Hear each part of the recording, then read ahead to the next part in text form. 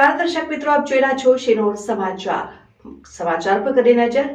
વડોદરાના મરેઠા ગામમાંથી આશરે 12 ફૂટ જેટલા લાંબા મહાકાય કદ ધરાવતા મગરનું સેવ વાઇલ્ડલાઇફ ટ્રસ્ટ અને શ્રી સાંઈ વારગામાઈ ચેરિટેબલ ટ્રસ્ટની ટીમો દ્વારા વહેલી સવારે રેસ્ક્યુ કરવામાં આવ્યું।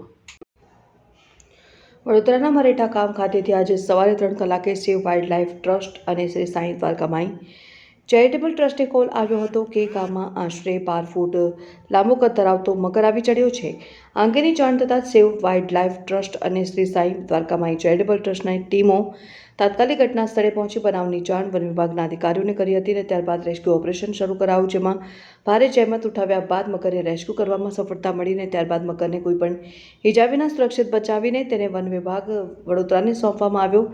અત્રે ઉલ્લેખનીય છે કે સેવ વાઇલ્ડલાઇફ ટ્રસ્ટ અને શ્રી સાંઈ દ્વારકામાઈ ચેરિટેબલ ટ્રસ્ટની બંને ટીમો દ્વારા સંકલન સાથે કરવામાં આવેલ મગરને રેસ્ક્યુ કરવાની કામગીરીને સ્થાનિક લોકોએ બિરદાવી। રિપોર્ટર યશ વસાવા, શિનોર સમાચાર ન્યૂઝ, પોર।